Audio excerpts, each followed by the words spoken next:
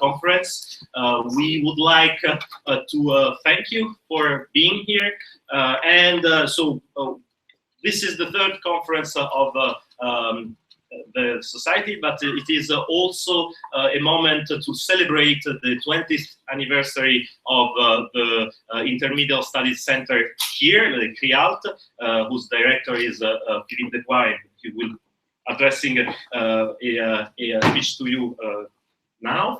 So I would like to thanks all the organizations implied in the organization of this conference. So the Krilk Technes, the partnership Technes, directed by André Godot, who is there, and the chair on digital textualities, which I hold, the faculty of the Arts et Sciences of the University of Montreal, the graphics, and the Quirks, the Canadian. Thank you. I know it in French, CRSH. So, and I give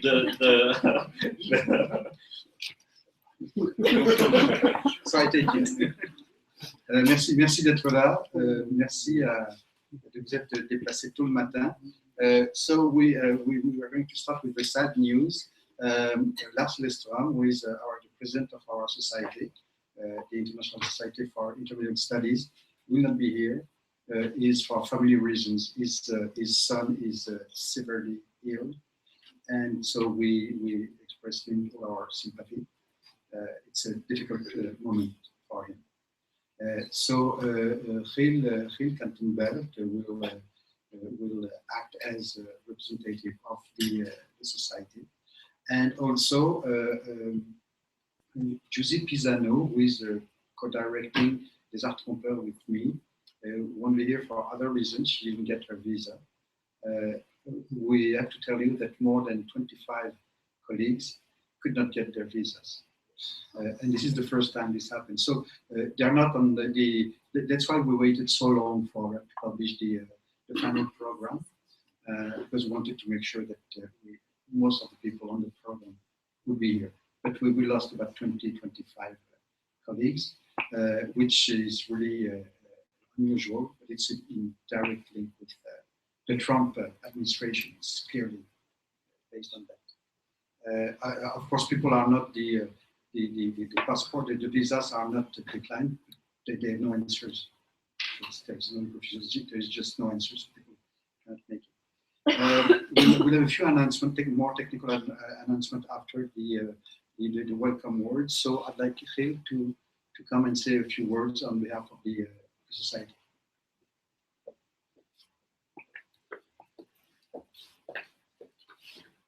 So my name is Gil Kantenberg. I replace indeed Jean-Marc. First of all, sorry, Lars Silvestra. First of all, I would like to say welcome to all of you. And first of all, I also would like to thank Marcello and Jean-Marc and their team for organizing this conference, the third one of the International Society for Intermediate Studies. It was also a good reason to do it here, since the Center for Intermediate Research has its 20th anniversary, which I would like to congratulate the center. It's for us a great honor to be here with such a prestigious center for such a long time when it comes to intermediate studies. I would like to invite everyone to join the General Assembly at Saturday afternoon. It will start at 2:15. There we will discuss our future plans, so where the next conferences will be. The next one will be in China, but what after China. So if there are people who would like to come up with a proposal to organize another conference, you're welcome to do so. So that's, I keep it short since we're a bit behind time, and I wish you all a good conference and a lot of success. Merci. Merci. Je demanderai à Philippe Depois de venir dire just few words pour le Centre de recherche intermédiaire sur les arts et les techniques. Merci Jean-Marc. Parce que tout a déjà été dit. Bienvenue à tous et à toutes. This is the gorgeous day. The Montreal Center of Intermediate Research in Arts, Literatures and Technologies, Centre de recherche intermédiaire sur les lettres, les arts et les techniques, so-called CREALT, is delighted to welcome you on this conference. We are very proud to be hosting this conference on Authentic Artifice for the 20th anniversary of the foundation of the center. I would like to invite you to the 3 sessions celebrating CREALT's 20th anniversary. Today at 10:30 on Artifices Obligation, and tomorrow same time, sites, milieux and institutions of intermediarity. And also to a special event, today 3:45 p.m. This is a panel performance of our center's junior researchers remediating the first CREALT conference on new intermediate sphere, a new intermediate sphere of 1999. I especially would like to invite you to join our celebration cocktail tonight at 6 p.m. Very important. There, the Dean of our Faculty of Art and Science, Madame Tania Sabar, will say a few words and officially welcome all the participants of the conference. Last but not least, I do want to thank very much my colleagues, Marcello, Vitali-Rosati and Jean-Marc Larrue, for the immense work they have done so far organizing this event. And I wish you and all of us an excellent conference with outstanding debates. Thank you.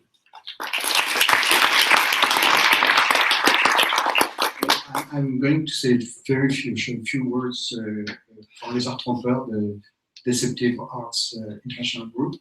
We'll be in touch with you because we have 2 meetings during the conference, and so you'll get that you'll get the information by your emails. So some technical questions now. We ask you to bring your books if you want to show them. There is a desk for that. We remind you that you can. At lunch there is a cold buffet. If you want to take advantage of this, you just have to register. Same thing for the banquet. We really need your reservation if it's not done yet for the banquet, which is tomorrow night. We will present the students team, the team of students who worked very hard with us tonight at the cocktail.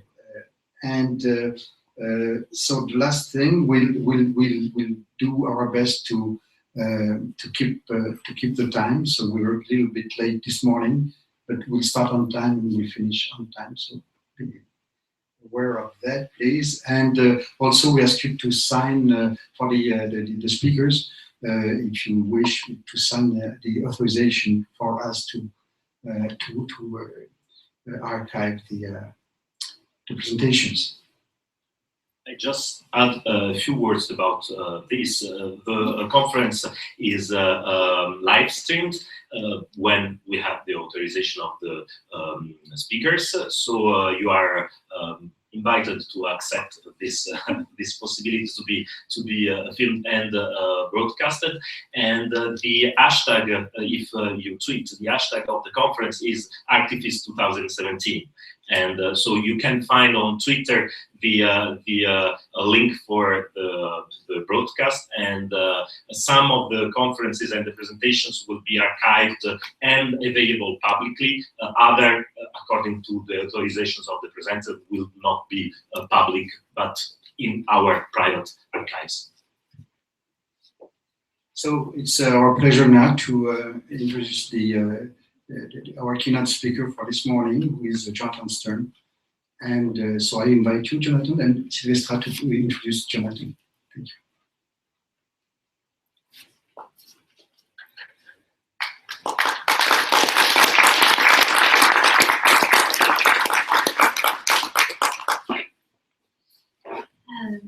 Bonjour à tout le monde. I'm sorry to make you late it's my fault, I think.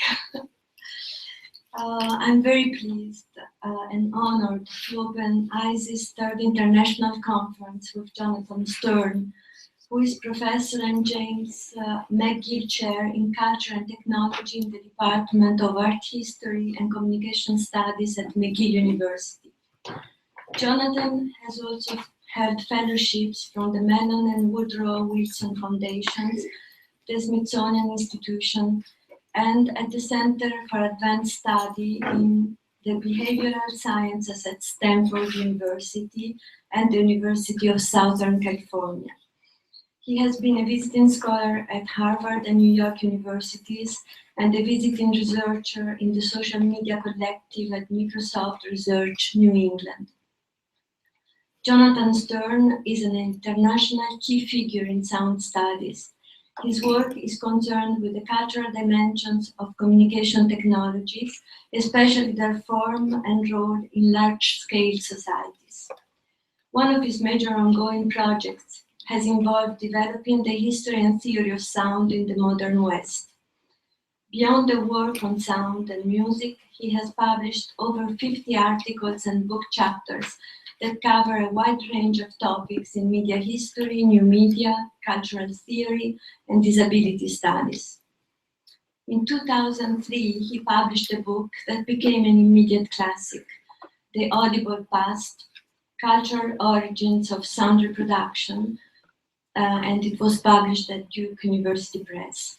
In this book, Jonathan proposed that what can still be considered 14 years later as a provocative history of sound. Indeed, the audible past challenged and still challenges theoretical commonplaces such as the philosophical privilege of the speaking subject, the visual bias in theories of modernity, and static descriptions of nature. It also proposed radically new approaches to communication and social practices. The book had a crucial impact on researchers in cultural studies, media and communication studies, theater studies, the new musicology, the history of technology, and of course, intermediate studies. About 10 years later, in 2012, Jonathan published MP3, The Meaning of a Format, always at Duke University Press, another key book in media and sound studies as challenging as the audible past. Although media history is often characterized as a progression toward greater definition, fidelity, and truthfulness, MP3, The Meaning of a Format, illuminates the crucial role of compression in the development of modern media and sound culture. Besides these two major books, Jonathan wrote numerous articles on media, as I said, technologies, and the politics of culture. He's also the editor of the Sound Studies Reader, and co-editor of the Participatory Condition in the Digital Age, published by Minnesota University Press in 2016. This new project considers instruments and instrumentalities, rock mail, or mail by cruise missile, and intersections of disability, technology, and perception. The title of his presentation today is Beyond the Analogue Revival, Constructing Digital Models of Analog Signal Processors. Thank you.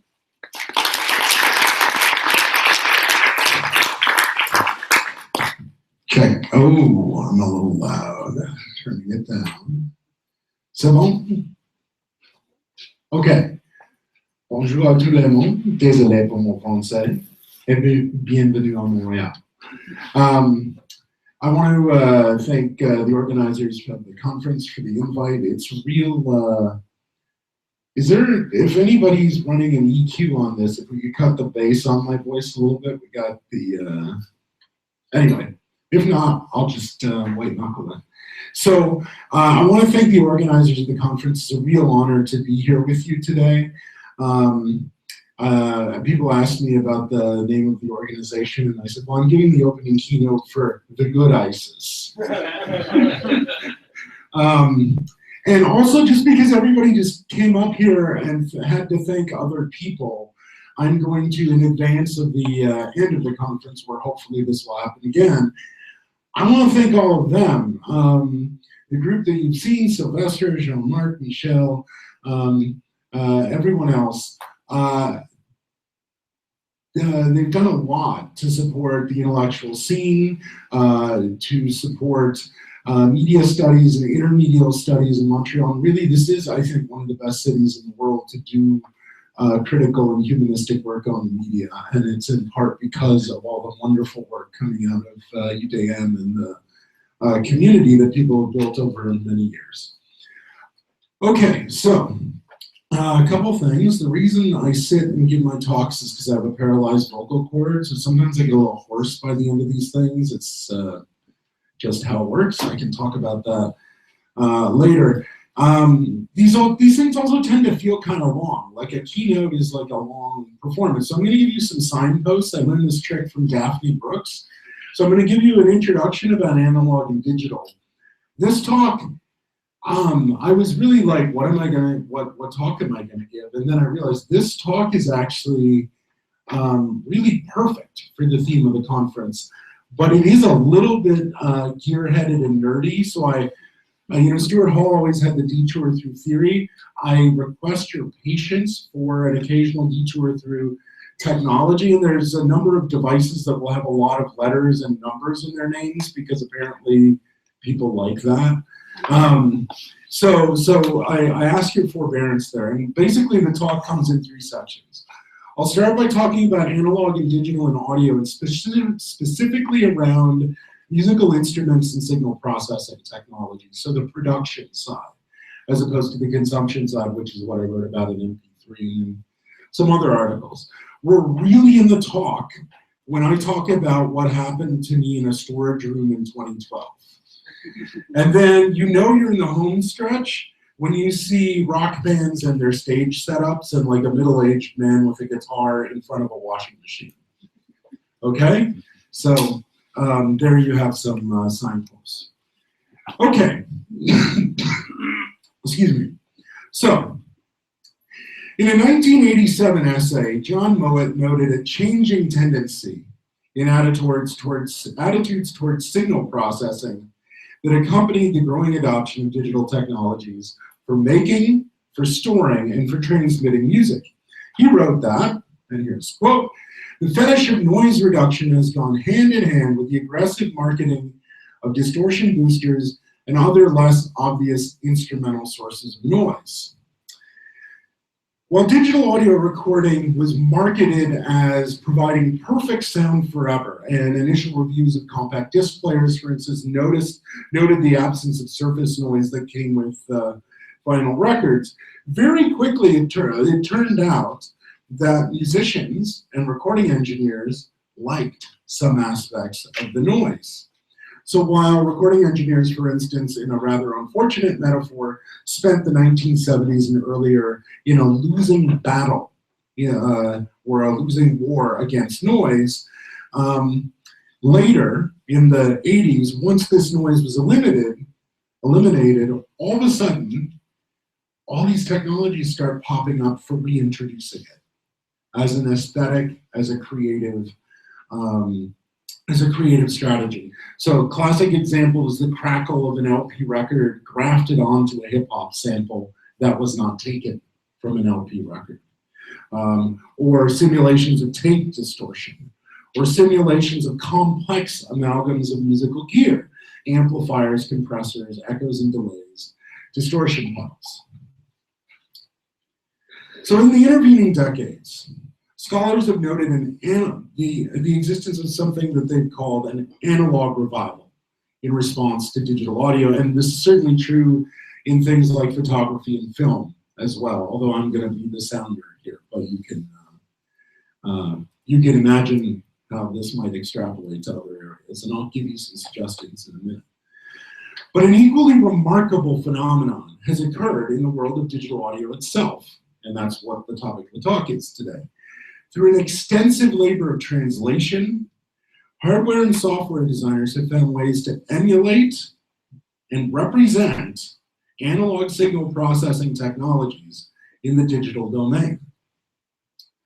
While early attempts focused on visual similarities, so creating software, for instance, that has a picture of an interface that looks like the analog device.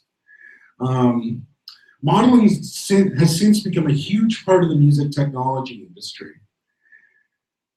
Now, analog modeling actually refers to a host of approaches, from attempts to model the behavior of complex circuits, down to the component level, to taking actual recordings of analog signal processing devices, or even physical spaces, and overlaying them on top of digitally recorded sounds, to attempts to replicate a vague feel or vibe using analog devices as inspirations. Okay, so there's two things to say. First of all, I keep using this term signal processing, which I realize may or may not mean anything to you out there. So signal processing, the best way I can explain this is in media studies. Think of media studies for a minute as an analog to food studies. Now imagine people in food studies spend all their time describing agriculture and eating and never talked about cooking. Signal processing is the cooking of analog and digital media production. It is how you set the colors in a film. It is how you set the frequency balance in audio. It is how the sound of something becomes the sound of something. And it defines the look, feel, and sonic texture of everything we see in here. So it's incredibly important. If things are processed wrong, just like if they're cooked wrong, people notice immediately and they don't know why, even without knowing anything about signal processing. So I'm really, most of this talk is about this sort of cooking level. And it's like, obviously this is a tremendous simplification, but it'll work for our purposes. Okay, so why not model analog audio in the digital domain at all? Well, there's several reasons. One is, for people who are already using the technology, it helps it make sense. So this thing does the same thing as this thing that you used to use. Second thing is to produce specific effects. So people in film, people miss the grain of film. Well, let's reproduce that effect without having to go through all the trouble of using analog film. And the third, and this is not insignificant, branding and marketing and commodity fetishism. If people believe that a particular tool, technique, or technology gives the magic, shall we say, spice to what they do, and you say you can't use that anymore, well, here's another thing that looks and feels and sounds exactly like that other thing, use this instead, right? So it can be a marketing thing. So today's talk is really about the work of translation from people who are very committed to establishing equivalences between digital tools and analog tools that are designed to do the same thing. You know, and in the most superficial way, you could say this is the same reason that for years the iOS calendar looked like a paper calendar and even had the little binder things on the side. That, in English, that's called skeuomorphism. And there's a few references to skeuomorphism in the talk. There's a long excursus in the paper, which I have removed, but I can talk more about that in the Q&A if it's something you're interested in. So I'm going to analyze the process by which engineers in the commercial music domain model analog signal processing in digital contexts. And this is based on participant observation. In other words, I went to companies and I talked to people and I hung out with people. And you'll see I even did like the most hired monkey level work in some product development. As well. So I did participant observation, I did research into the histories of the technologies I'm writing about. And what I'm going to describe is the ways that they once test the hearing of the machinery, does it hear and reproduce the sound the way we want, and use the machinery to test the hearing of users, i.e. can they tell the difference. So this paper loosely follows the development of a model of a spring reverb device. I'll explain what that is, the AKG-PX20. I told you numbers and letters. It's like cars. Like, why did they pick those numbers and letters? I don't know. There wasn't a BX19. There wasn't an AX19. I don't know. At Universal Audio. Excursions from this narrative to other cases and site visits will help clarify some issues at stake, and I have some good quotes from engineers that I'll share with you later. So every company in this field and every engineer has some unique aspect to their practice. I mean, it's like academics. They're all individuals and quirky and sort of do their own thing. But there is a lexicon of common practice and terminology, and that's what I'm focusing on this for this talk. So I'm sort of intentionally erasing some subtle differences to give you general contours of the field. And because this is a field where the aesthetic dimension is highlighted, and because sounding good is a foremost concern, and in fact it's a recurrent trope, what sounds good in engineering talk, I think we gain particularly useful insight into the politics of transducing between analog and digital. We learn how cultural, historical, and economic relations are rendered in the sonic realm, and how dimensions of sound come to have value for different groups of people in different ways at different times.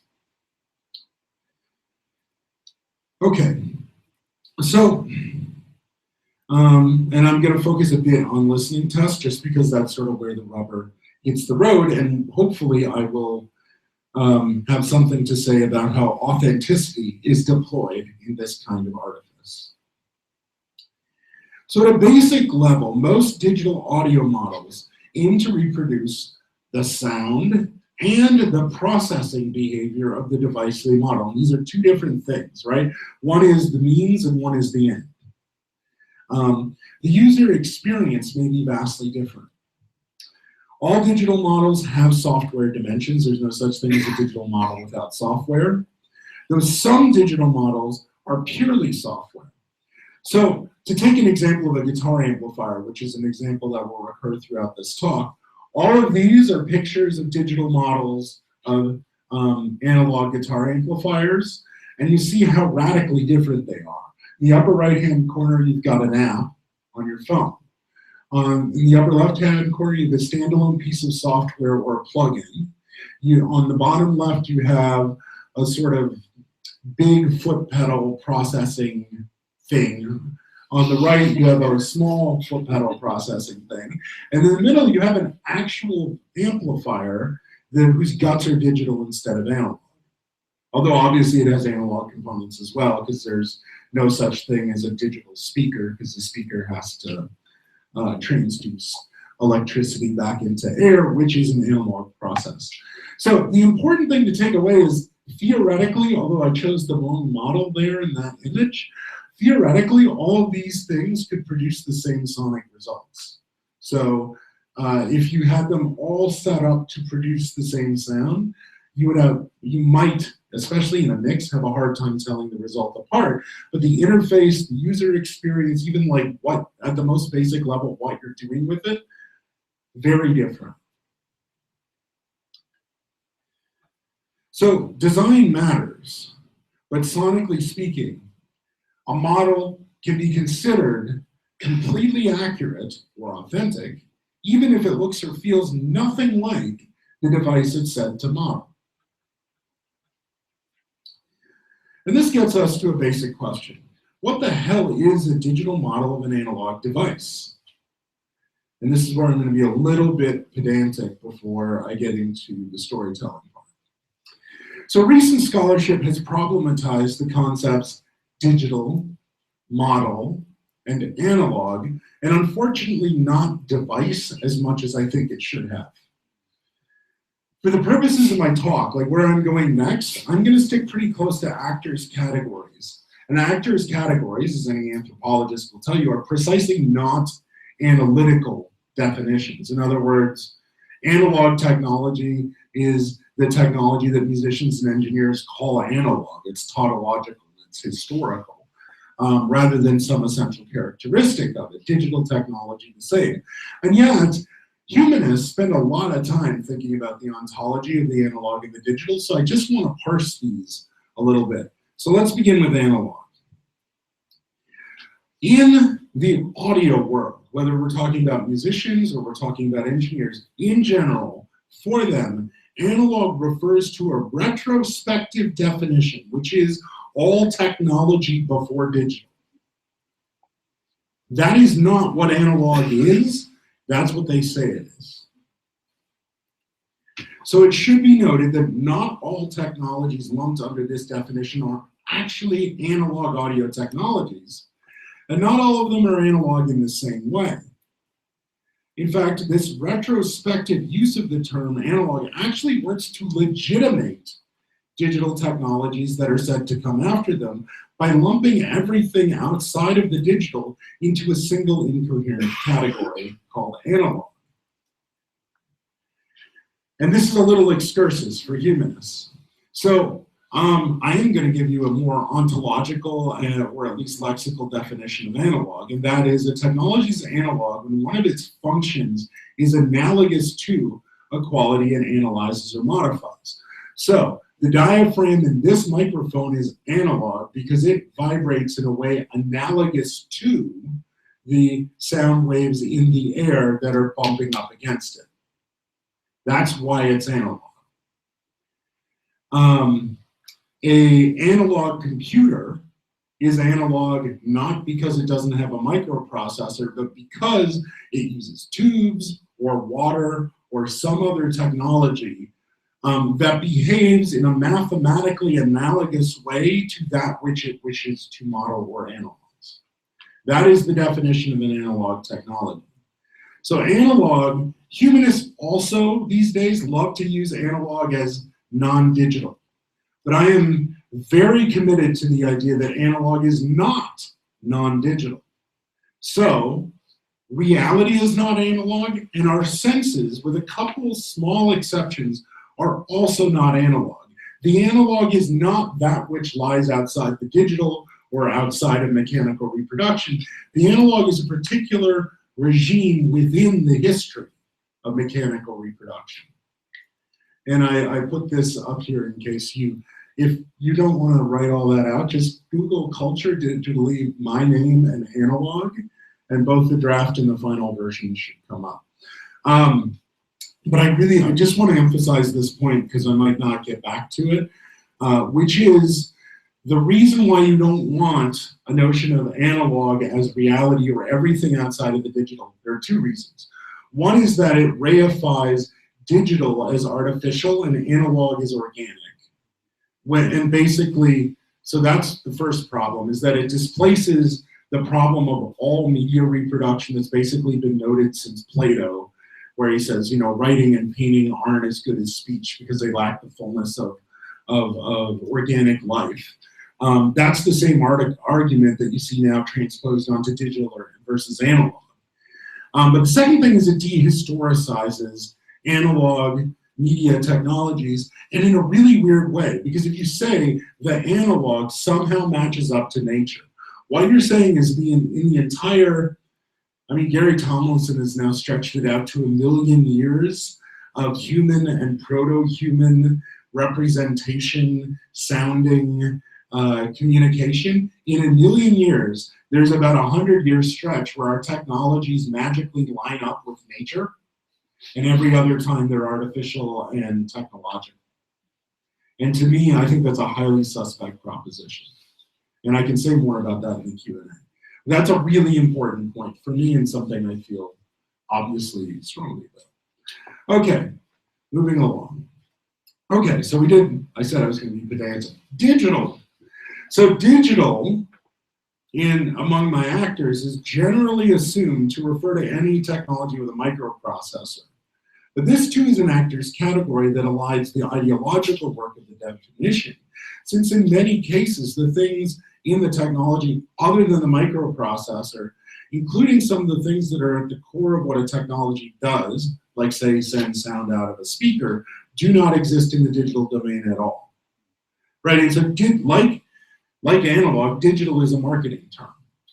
So for instance, people will say, this kind of amplifier is a digital amplifier. Maybe there's some digital control or something like that, but eventually, if you hear sound, it has left the digital domain. It's left the domain of ones and zeros. Model. Historians and philosophers of science have endlessly gone on around what models are and do. So Lorraine Daston writes that, quote, models aim to lay bare the essential principles according to which this or that domain of phenomena operate. And here, this lines up pretty well with the actors category, which is the model works as a model because it conforms to what the people modeling it or using it define as the essential characteristics. The thing is, people don't actually agree on this, and we'll talk about that in a moment. So what counts as essential or superficial is a social and cultural question. And thus, you could say that any model does cultural work and epistemological work at the same time. Now, the final word in the formulation device has been surprisingly the subject of much less reflection in recent scholarship, given how many things we walk around with today that are devices and very effectively black boxed from us. In science and technology studies, it's probably most famously associated with Albert Borgman's device paradigm. Borgman says the device paradigm is where the device is reduced to a function. What is the device for? You know, all other aspects of its operation are mystified, right? So I've put up here, for instance, the black box model, right? We put in one input, we get a certain output. We don't know how or why that happens. We don't know why our phone actually sends our emails. We just know that it does. The black box is the mystery in the middle. And for him, this raises a serious political problem because the status of something as a device includes both the inner workings and the social workings of a technology. So this is analogous to what scholars in science and technology studies have called black boxing. In cinema studies, they've referred to it as concealment of the apparatus. The Marxists call it reification. In some earlier iterations of my own writing, I've referred to it as crystallization. In the cultural studies tradition, it can be called articulation. In all these cases, it's about taking this jumble of social and technical processes, drawing a circle around them, and saying, don't look over there. Ignore this, and instead, look at how your input becomes this output.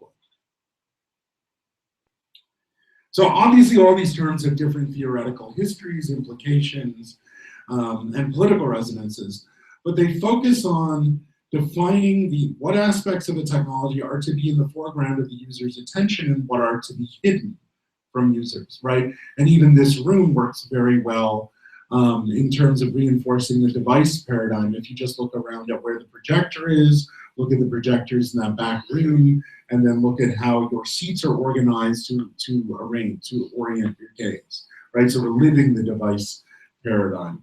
And if this thing were less visible, it would be like even the technological apparatus of my talk would be more occluded. So in both the definition of the analog device and the digital model, the circumscription of inside and outside the device is what makes the model possible. And listening tests are at the very center of this definition, parsing the identical and the non-identical, the essential and the non-essential. Okay, it's February 2012, and I'm sitting with my laptop at a makeshift desk in a storage room at Universal Audio's headquarters in Scotts Valley, California. That's just south of Silicon Valley. Universal Audio is one of the companies best known for their work in digital modeling and reviving old analog equipment. They built their reputation around these, this is one of the two devices. A leveling amplifier called the LA2A, at least their LA seems to mean leveling amplifier, and the 1176 limiting amplifier, both of which were prized by recording engineers for the specific ways that they behaved as they affected signals. And these two things, I won't get into them for audio nerds, these reduced dynamic range, which makes things seem louder.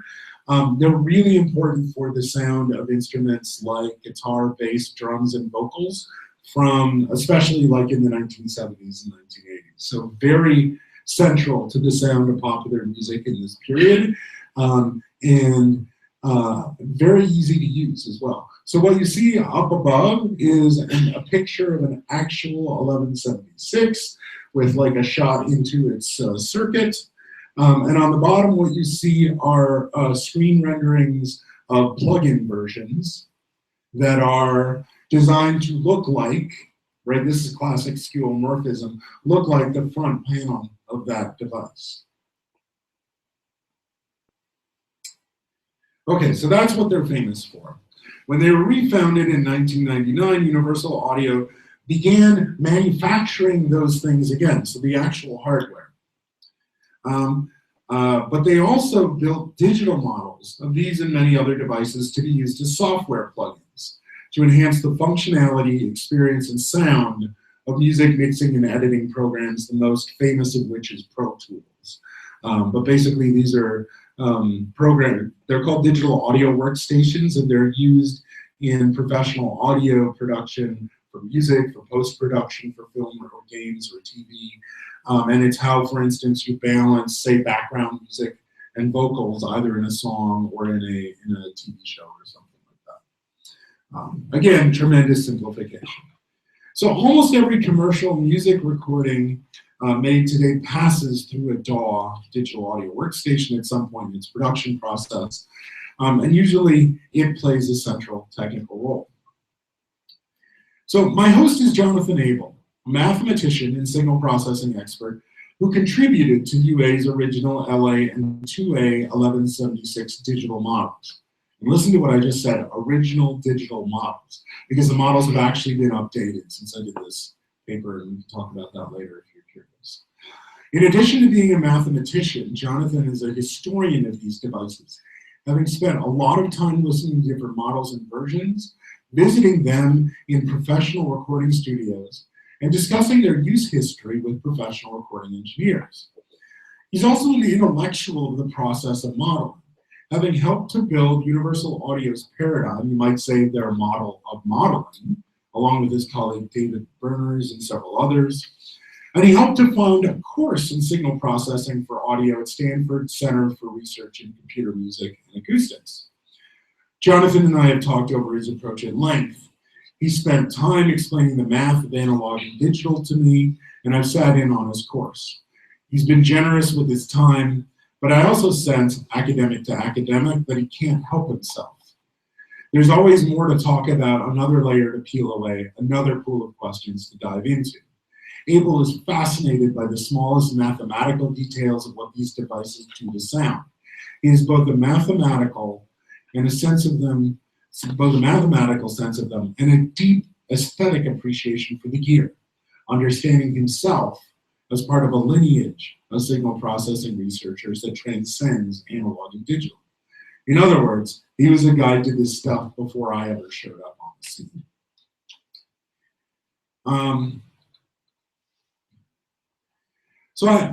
So what is a model to Jonathan? Here's a quote from him, and basically I asked him, how do you know if a digital model is a good model? And here's what he said. We kind of wanted stuff to sound good. And it would be acceptable. We wanted stuff to sound right, okay? And for instance, it would be acceptable to us if there, let's say we made our knockoff, let's say we made our, I almost said knockoff, let's say we made our, reprise of an 1176. We made a reissue of an 1176. And there were like some 60 hertz on it there, okay? It would be acceptable if that was sort of characteristic of the original one, okay?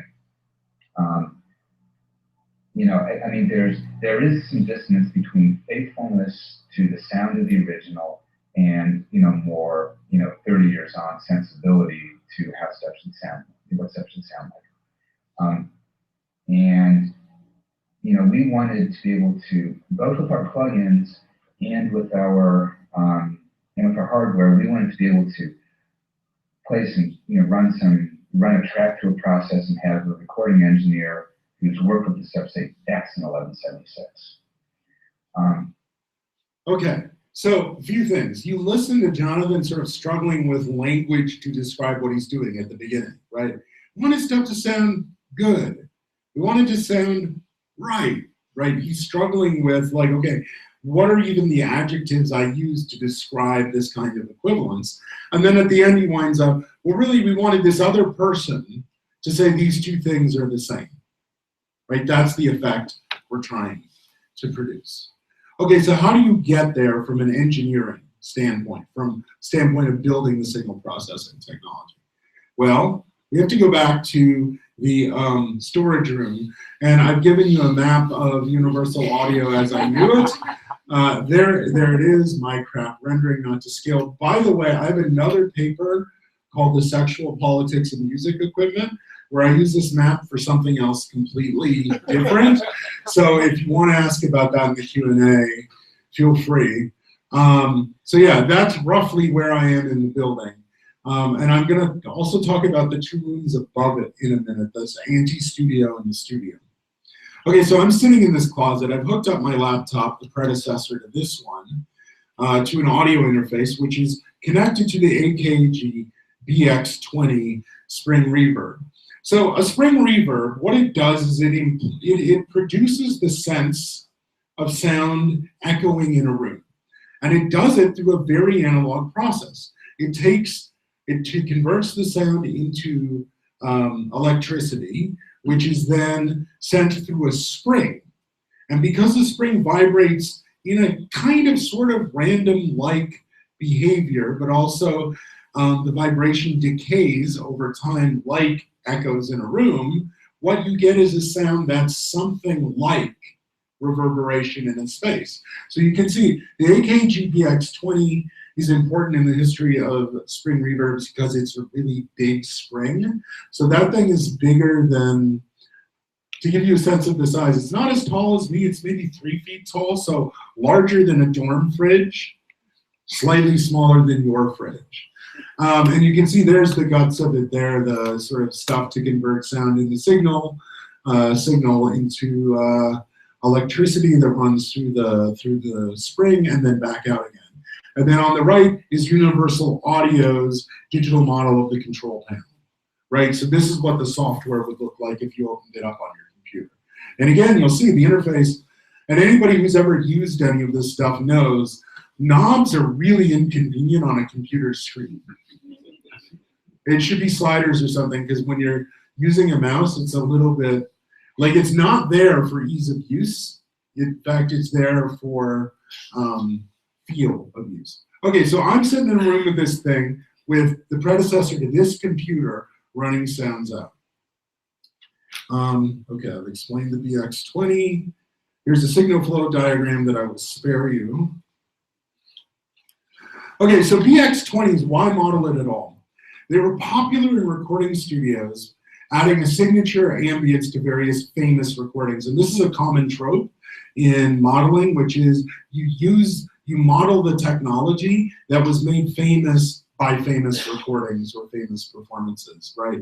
Which is why, and this isn't just in digital modeling of analog processes, right? Violins are compared to Stradivari, for instance, even though the category Stradivarius has so much variety within it that you actually can't use it as a comparison to anything else. So this isn't just digital modeling, it's a common thing in the music world.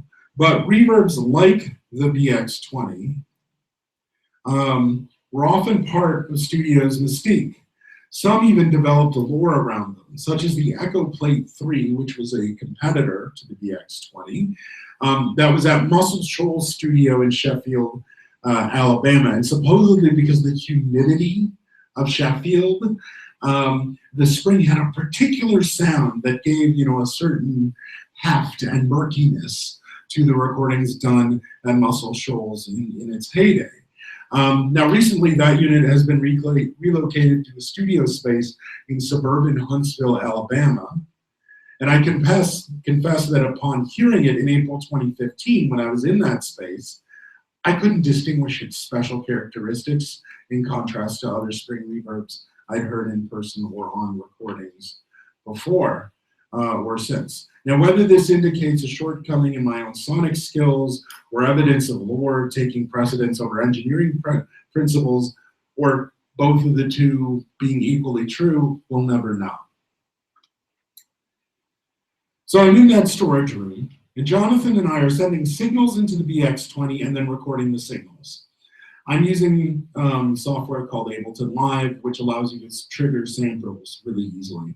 And we use 3 samples over and over again, and then we change the settings. The settings, the knobs on the control panel here. We change the settings and record the outputs at different settings. So there are 3 sounds. One is a pulse that makes a ping sound that you really can't hear very well, so I'm not going to play that. A short sine sweep that goes from the bottom to the top of the audible spectrum and yields a sort of spring or boing sound. And then a sound that sounds like a very broadband siren firing up, like a, what do you call it, a storm alert or something. So taken together, what we're doing is we're testing the behavior of the BX20, how it hears sound and how it plays back, right? So to go back to that black box model, we know what our input is, and now we can compare it to the output. So here's one test signal, and here's the longer one.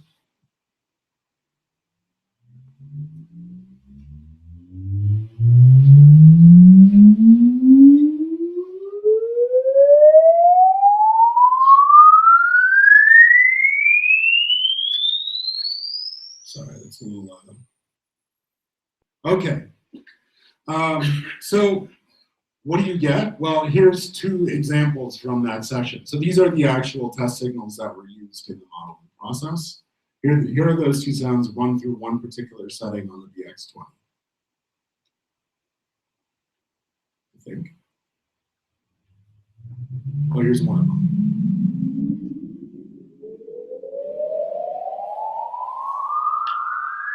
Instant 50s sci-fi. Okay, so after a run through the BX20 on a particularly long setting, he smiles at me and admires the characteristics of the way the sound decays. An ear for the subtle dimensions of timbre and time is part of the modeling process. Now, nearly everyone I met at Universal Audio had a certain kind of aesthetic appreciation for the old analog gear they were modeling.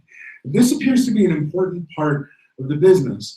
Almost every digital audio company I visited, and I visited over 20 at this point, almost everyone has a kind of shrine somewhere inside it. And it's often in the center, like the physical middle of the building. Like it's straight up Levi-Straussian deep structure anthropology here. So whoops. I should have put this slide back. So in the anti-studio and the studios where you have just mountains of old analog gear, like very expensive stuff, old mode modular synthesizers, organs, guitar amplifiers, tape delays, all sorts of stuff. And like I said, this is totally normal for this industry. So they all have this kind of shrine to the sonic and signal processing histories of recorded music in the second half of the 20th century. And although Universal Audio specializes in signal processing that's part of recording and mixing, their studio had plenty of vintage keyboards, amplifiers, and musical instruments. Okay, yet for all of this mystification of equipment inside the actual spaces of modeling companies, right, and you can say the mystification treats it as a stand-in for or condensation of musical or aesthetic histories. Modeling, actual modeling, is a process of demystification. And this is crucial. Finished software products are black boxed from users. So you can't know the algorithm on which the Universal Audio's BX20 does its magic unless you sign a non-disclosure agreement with Universal Audio, which I did even to perform that test. They might, I mean, if I asked Jonathan might show me the algorithm, I wouldn't understand it because I'm not that good at math. And while fascination with old audio gear depends on this layer of mystification, the work of building digital models of analog devices requires people to explain or classify every mystery of an old analog device like a spring reverb. So the engineers at Universal Audio want to know how and why the BX20 produces the sounds that it does, and the recordings we took are a path into that process, if not exactly the first step. So what they do is they measure the difference between the files, the dry files I played at first, and then the echoey file I played second, and then send the recording through at different settings. So they construct a model of what the BX20 is doing to the sound and then build a working model that imitates it. This involves, in Jonathan's case, a prior theory he developed about how springs produce reverberant sound, and all of their modeling work builds on these sort of building blocks of ideas about how circuits or springs or capacitors behave in an analog context. Okay, so the file that is the result of the difference between the sounds we sent into the BX20 and the sounds we recorded out of the BX20 is called an impulse response. And if you combine the BX20's impulse response with another recording, say of my voice in a dampened room or studio, through a process called convolution, it will sound as if my voice went through the BX20. And I explain how convolution works, but that doesn't really matter for you. So rather than representing the random behavior of the spring inside the BX20, a convolution represents only one instance of that behavior. It's like a snapshot or a sample of the BX20 itself. So convolution begins the process, but it doesn't finish it. Instead, what engineers try to produce is a perceptual match to the way the device behaves, and they do it by trying to figure out how to interpolate between the different settings or the different samples we took. So here's Dave Berners, Jonathan's partner, explaining the end of that process. So after trying out various kinds of interpolations of knobs and behaviors, here's Dave Berners explaining the role of the listening test or quality assurance at the end. Well, where does listening fit into this? To me, the function of listening is to find bugs. And that's my own opinion. I mean, we have a really great person at UA, Will Shanks, who does qualification that's separate from our quality assurance team. So he does sonic qualification. He'll do A/B tests. Sometimes he'll bring in other people to do subjective listening tests. But he's really the person who make sure that things are going the way we want them to.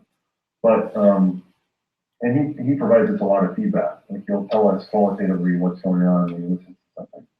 But in my mind, the way it fits into the design process is if there's something that he can tell that's different, it means that there's a bug. It's not like I don't want to have him say, well, it should be a little bit brighter. And I'll say, okay, I'll just put a little EQ and make it a little brighter. It's not an iterative thing where we try to, based on listening, converge towards something. When the design gets to that stage, it should already be converged. It should be a model of the real process and be identical. And if it isn't, then if something sounds different, the way that it sounds different can tell us what is likely to be wrong. So it's really useful to have the listening feedback because depending on in what way the sound is not right, it tells us where in the algorithm to look for a mistake. But nevertheless, I still feel like the listening is there to find problems more than it is to nudge things or tweak them. There's very few cases where we do any design based on the perception. So I would feel really vulnerable if that were the case. Okay, so this is again super interesting quote because he's saying we want the devices to behave the same. The goal of listening is basically, the goal of the listening test is so that to produce a situation where the listener fails the test, right? This is like a Turing test for audio or a Chinese room scenario, right? So the comparison, the test is a moment of comparison between two operationally distinct technologies, a software model and a physical device. And the test itself produces a moment of commensuration. That is, where one can be exchanged for the other. In the test, the sound, and really by the sound we mean the hearing or the registration of the sound, is the thing that makes the relationship between the two other elements, right? And this gets back to the device model, right? What they're saying is, what an analog reverb is the sound it produces. That's what it's for. And so if we can do that, we have successfully translated from the analog to the digital domain. This is why for Berners, iterative design or aesthetic judgment would make the test and the engineer vulnerable. It would undermine this possibility of equivalence or commensuration. So the devices that Universal Audio models, like the 1176 or the BX20, are already widely respected in the world of professional audio engineering and tied to famous recordings. So iterative listening and design, basically what they're saying, it's already occurred. The model simply consecrates the mangle of musical and social relations that resonate inside the sound. Put simply, the modeling process decrees that good sound was already decided by history. And this is another reason, humanists, to beware of analog as everything that came before digital, because it reifies the sort of historical process of negotiation around aesthetics. It reifies the politics of aesthetics. Okay, so at the end, this is Jonathan explaining how he got from the model to the from the recordings we did to the final model, and I won't read that out because I actually want to just show you the end product here. So here's a marketing version, 2 screen captures from their website, right? Like on the thing on the left, super photoshopped, right? You got a picture of the thing, you got the light, like nothing says analog aesthetics like damaged wood paneling. Right, which is what we've got there. And then on the right, we've got this image again. And then it says the only AKG licensed emulation of this one-of-a-kind spring reverb, right? Think of all the work that very sentence is doing, right? Introduced in the late 60s, was a high watermark for AKG's esteemed engineers. An ingenious assembly of mechanical and electronic componentry, is that even a word? The BX20 offered the glorious depth and color of swing reverb without any of the limitations, right? So on one level, this is like totally cheesy language. And on another, when you're like a bunch of musicians and recording engineers in the studio, the sort of magic of this device can be part of the creative process, and the felt magic of it can be a dimension of inspiration. So it is at once, I mean, it's like all ideology. It only works if it's like really felt and acted on. Actually, that's not true, right? Ideology can also work if you don't believe in it, but that's another talk. Okay, so that's the, oh yeah, and I have a couple, like, so here's what they do. So here's the sound version. The marketing, again, you have like a slightly worn wood panel box on the left, and then you have these recordings. This is just a SoundCloud page.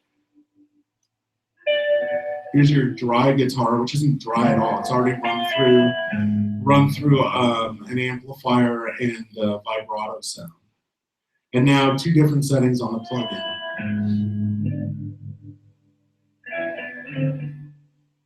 And again, different one. So what these samples do, combined with the previous things, actually teach people who've never used a BX20 what a BX20 is, what it can do, why it sounds cool, and why the digital model is the equivalent of the analog version, right? So there's a lot of cultural work going on here. Okay. So that's spring reverbs. I'm going to say a few things about guitar amplifiers now, and then I'll wrap up. So the guitar amplifier is also an analog technology, works totally differently than a spring reverb. But guitar amplifiers have also been heavily modeled in recent years, basically because you don't need them anymore, right? If you're playing a big stage, you have a public address system. You don't need a special amplifier for your guitar. If you're playing at home, the guitar amplifier is probably too loud, And so you want a digital model that's quieter, that doesn't piss off your neighbors, at least in Montreal, where most of the housing is attached and people live in apartments. If you take one thing away from this talk, turn down your guitar amps, says the bass player. All right, so the difference between a software model and a physical device in the room can be an important phenomenological difference, even if it's not audible to a third party. So this is a counter example to what I just set up with the VX20. It's one thing for two recordings to be perceptually equivalent, for a listener to be unable to tell the difference, for instance, between a certain kind of amplifier recorded live and the dry signal run through a piece of software that algorithmically models the same amp. For a mixing engineer, for instance, who's not a guitarist, the equivalence is sufficient. For an audience member like you, listening to a recording, again, this is sufficient. But for a guitar player, or for live audiences, used to a set of interactions with an amplifier that's actually part of their instrument, this may not be enough. So here's a quote from Marcus Ryle, who's co-founder of a company named Line 6 that's famous for modeling guitar amplifiers, talking about this problem around equivalence. And Line 6, I actually do know why it's named Line 6. It's an inside joke about the phone line when somebody was calling when they were working at their previous company and setting up the new company. Okay, so we just saw that. Okay, so here's Marcus Ryle explaining this. And in the end, the only way people can actually decide whether we did a good job or not is to listen to the actual amp we modeled. It may not sound the same as the amp. You know, but we do that. We do double-blind listening tests here with outside folks. Pretty fun for that. Oh, it's a range. We've done it with everything from artists to enthusiasts. We've done it we did it once at the LA Amp show, where it's like these are the real aficionados of boutique tube amps and everything. And an interesting byproduct that happens, I think at that show, close to half the people we offered to did not want to take the test. And the test was simply, here's a guitar, there's two amplifiers behind this sheet, here's your AB foot switch, just play. Switch as long as you want, play whatever you want, and just identify which is the modeling amp. And many people don't want, it seems that there's people who don't want to do that. That gets into issues far beyond technology. Yeah, right. Sure. And the fact that many people, it's not possible for us to hear with just our ears. Right, so Ryle's far beyond technology shows a definitional work attached to these kinds of listening tests by defining the not solely sonic dimensions of guitar playing as far beyond technology. What he's doing is defining these aspects as not relevant to the model. And so the distinct impression I got from our conversation was that for him, the problem was one of mystification.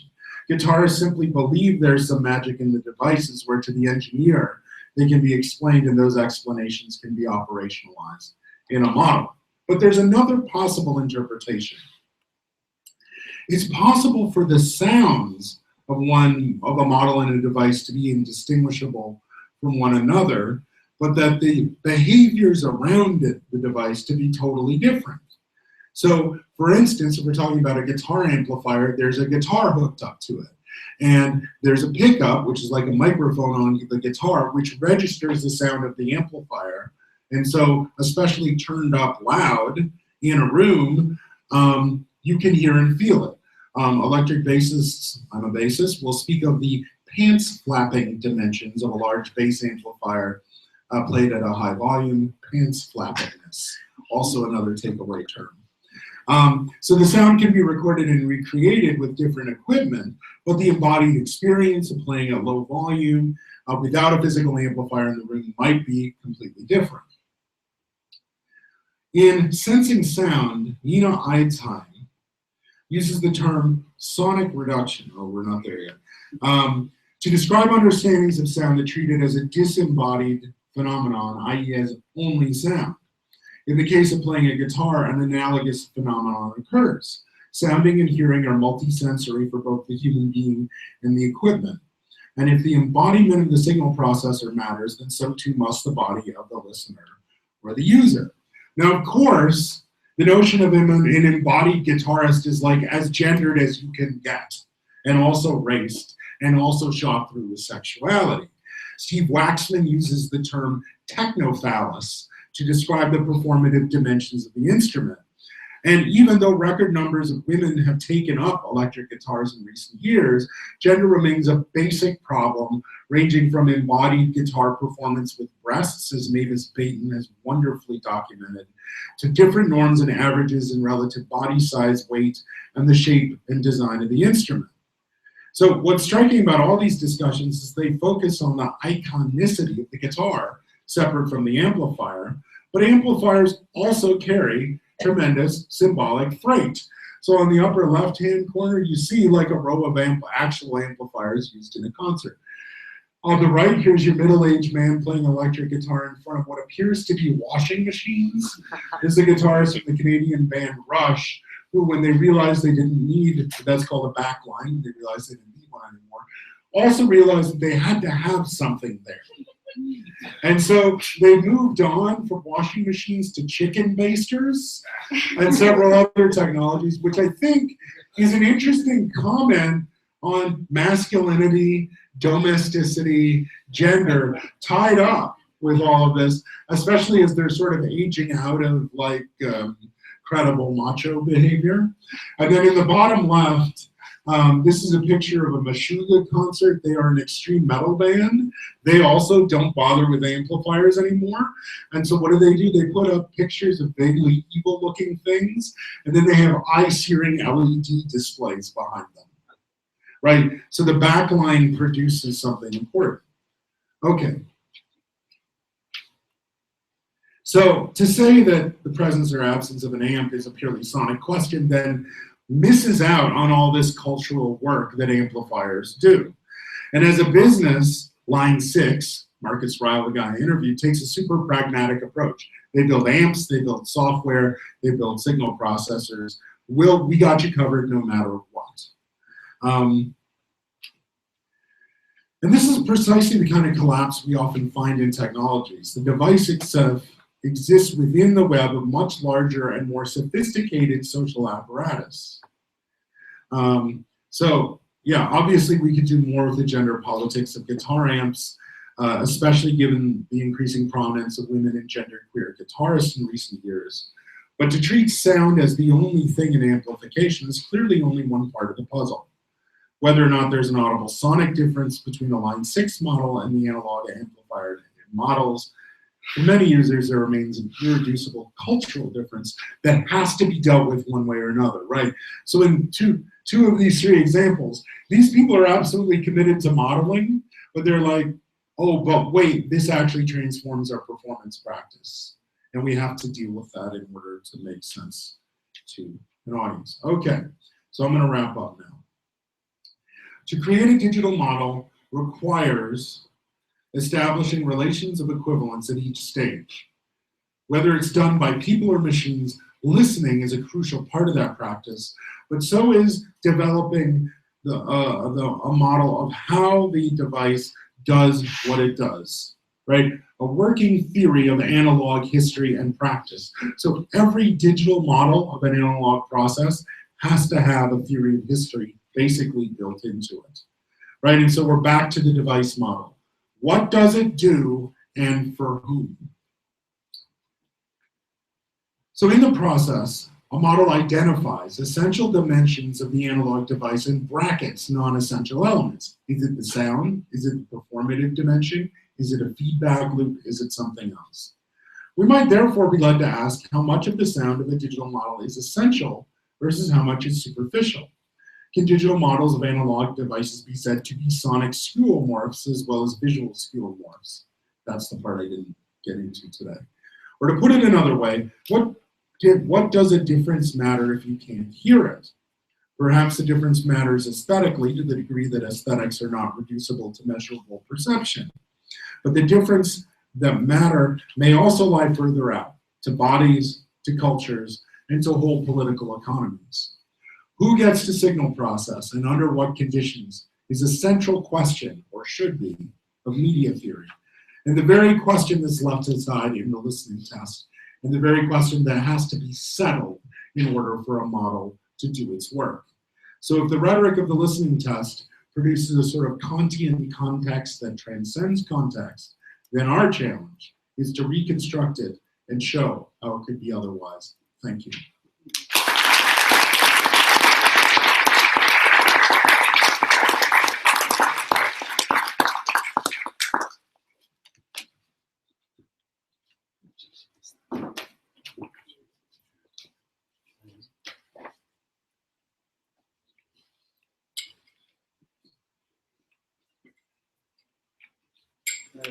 Merci.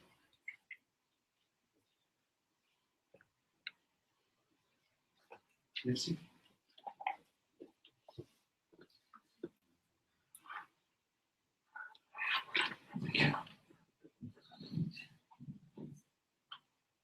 We thank you for this challenging and very interesting presentation. We have like 15 minutes top. So if you have any questions, you should come here and.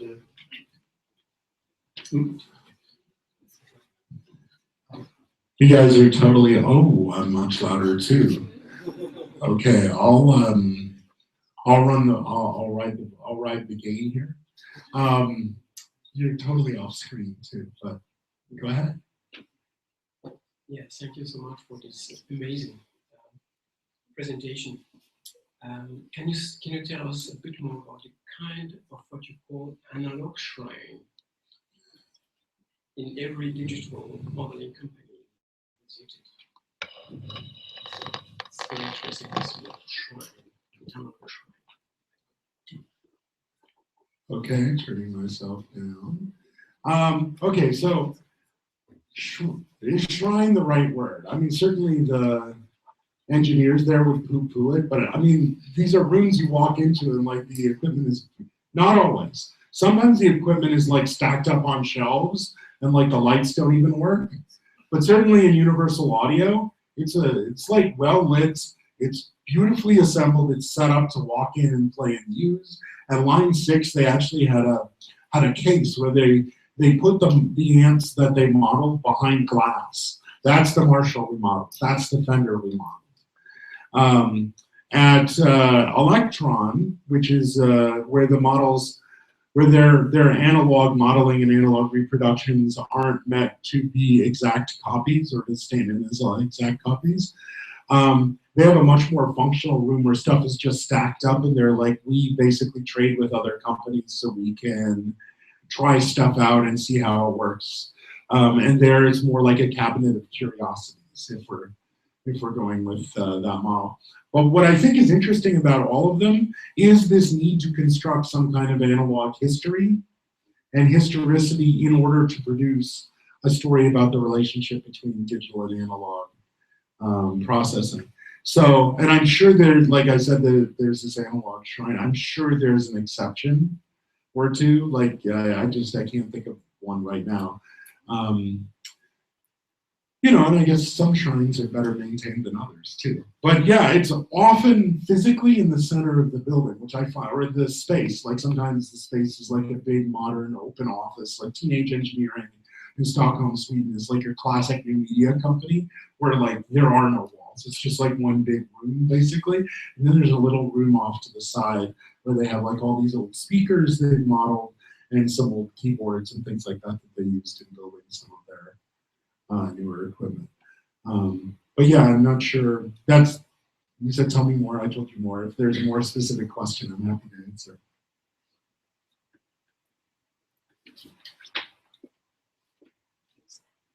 My question was on skeuomorphism, since you hinted at it and even proposed that we ask you questions. It seems like it was very big with smartphones when they first started, but there's a move away from that. And I'm wondering if a similar move is happening, or if there's still in this mysticism, or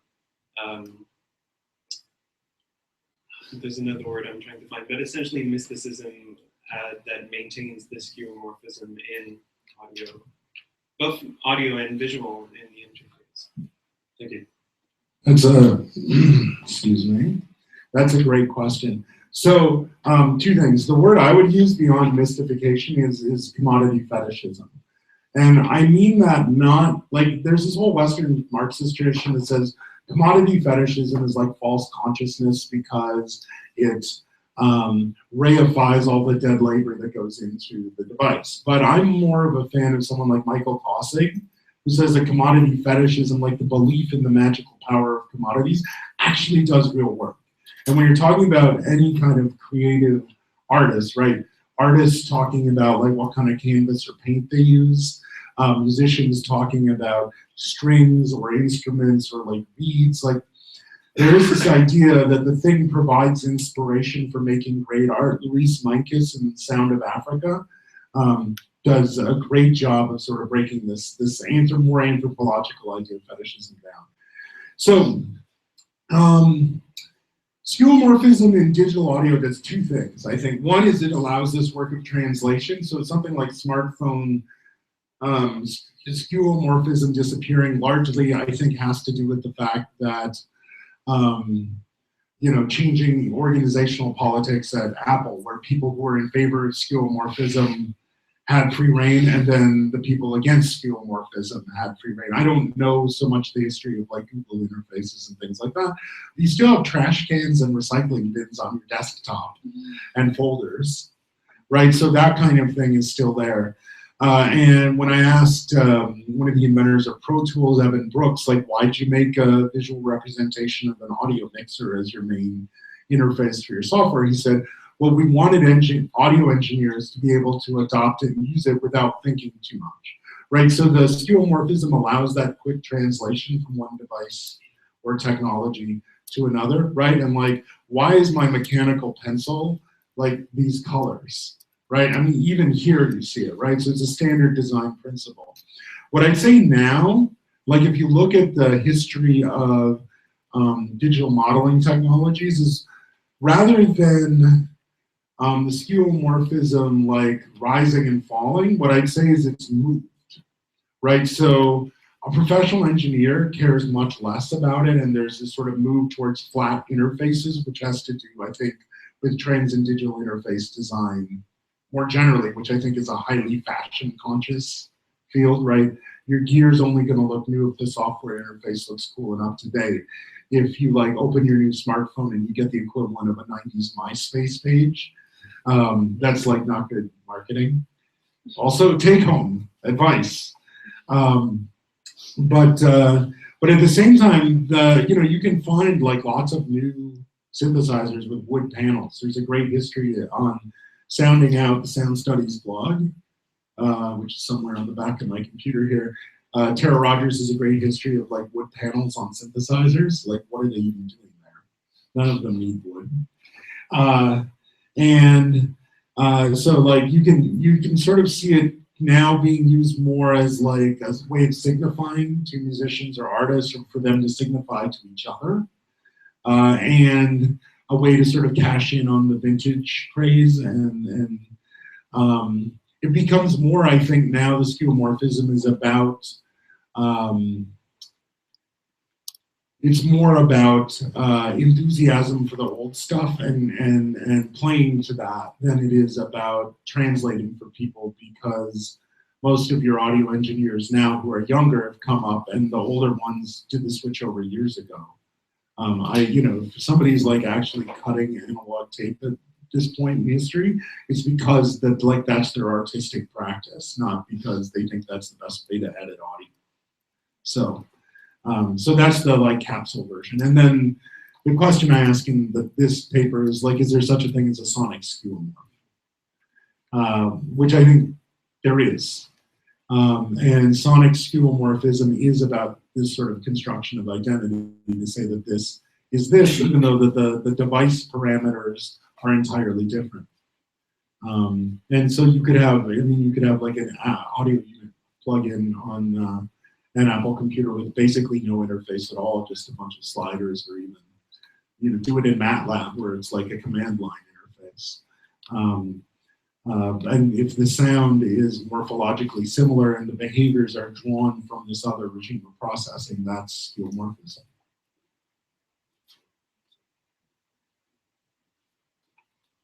Well, hi. Hi. And thanks for this captivating talk. As a musician, I work with softwares like Cubase and Ableton Live. I also use the Universal Audio Interface. And I was wondering, since a couple of years ago, with the collapse of the music industry, I was quite intrigued by the fact that there was a surge of sophisticated musical plugins that simulated the feel and response of physical rooms. But at the same time, recently you had like the opposite trend, where engineers like Dave Smith, who produced state-of-the-art equipment by the late 70s and early 80s, reintroduced old synthesizers with distinct digital characteristics, like the Prophet 8. So with all this said, I was wondering, according to you, where we're heading next, like in terms of musical production. So do you think we'll find a response to these developments in the exploration and development of physical rooms that have interactive features? Or do you think it will consist in a more in-the-box approach, or a certain trajectory having like digital signals reamped through physical rooms and tape machines, etc.? Okay, great question.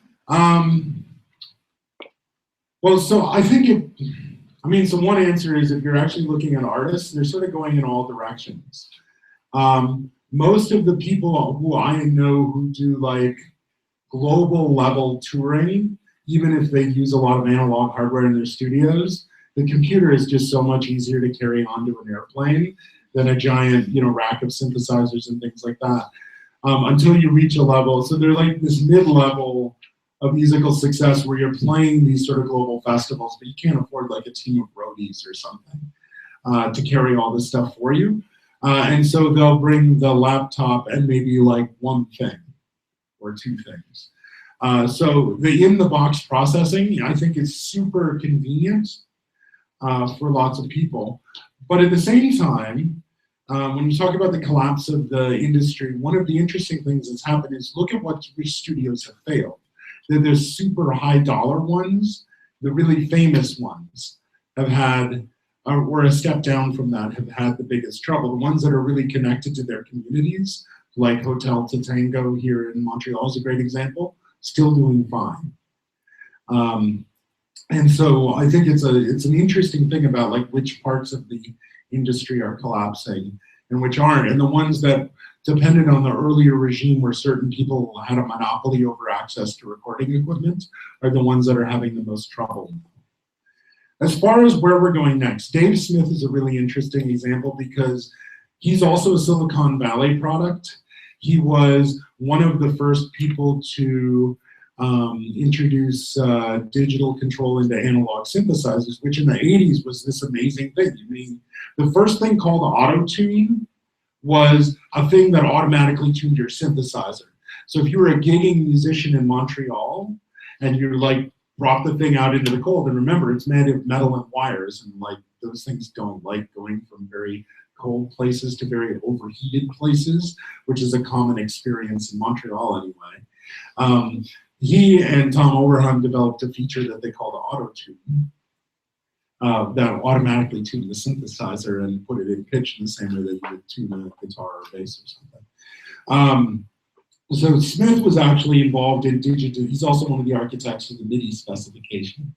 So he's playing both sides against the middle, right? He's also at the end of his career, not at the beginning, right? So if you look at people trying to make their mark now, you have all these boutique manufacturers of analog and hybrid analog and digital equipment, things like effects pedals, modular synthesizers, even handmade controllers for digital equipment.